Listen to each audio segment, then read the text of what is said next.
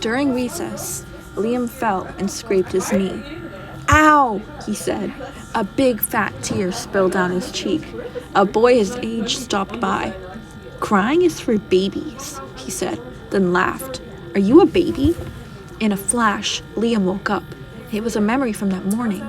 He clenched his fists. "I'm not weak. I'm not a baby," he thought. Liam reached over to his side table for a gulp of water, but there was nothing there.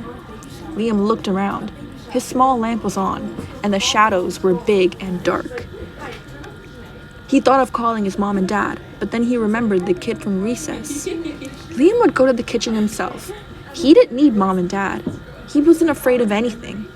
As Liam set his feet on the floor, a grunt came from under his bed.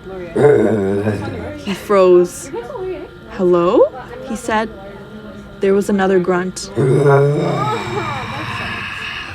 Liam peeked under the bed. A scaly green monster blinked back at him. Liam almost shouted. "I am strong," he told himself, heart thumping. The green monster had very sharp teeth. "I am strong," he told the green monster in a burst. "You smell bad." The monster turned a shade of blue and slipped away. A funny feeling began to form in his stomach, but he ignored it. He walked to the closet door and opened it. A yellow moth monster waited for him. Liam's heart gave another jump, but he covered it by giving the monster a glare. "Your ears are gigantic," he yelled. The monster squeaked and disappeared with a pop. The funny feeling in his stomach got bigger. Liam took a hanger from his closet and opened the door to his room slowly. The dark hall stretched on forever, and he thought he could hear a low rumbling sound from deeper in the house. Liam gulped. Quietly, he tiptoed out, hanger held like a sword.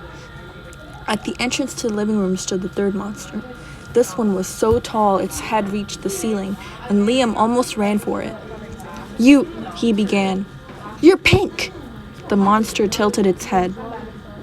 "So?" Liam stared at the monster, stunned it had spoken. "Pink is an ugly color," he exploded. The monster shrugged.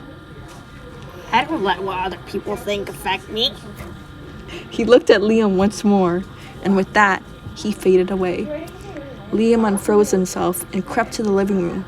The funny feeling in his stomach had grown so big, the only thing distracting him was a loud rumbling noise coming from the couch. Liam could only see the back of it and the shadow of a monster's two heads. It was snoring.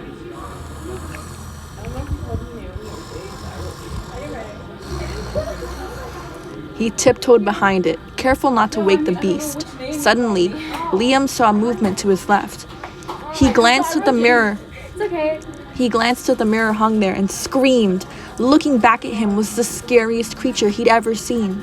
He sat on the floor, putting his face in his hands. He wasn't strong. He wasn't unafraid. He wanted his... Liam? Liam looked up.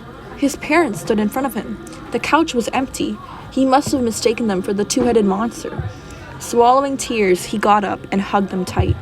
"Liam, what's wrong? What happened?" "I was thirsty, but... His parents looked at each other. His mom ruffled his head. "You should have called us," she said. Liam nodded.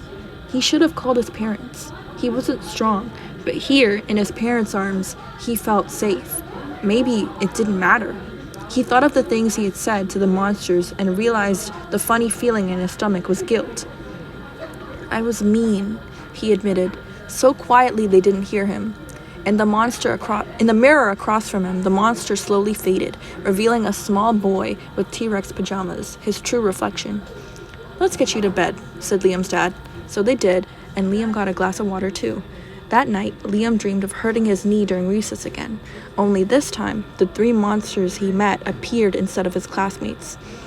They didn't say anything, but when he let himself cry, they finally left, one by one.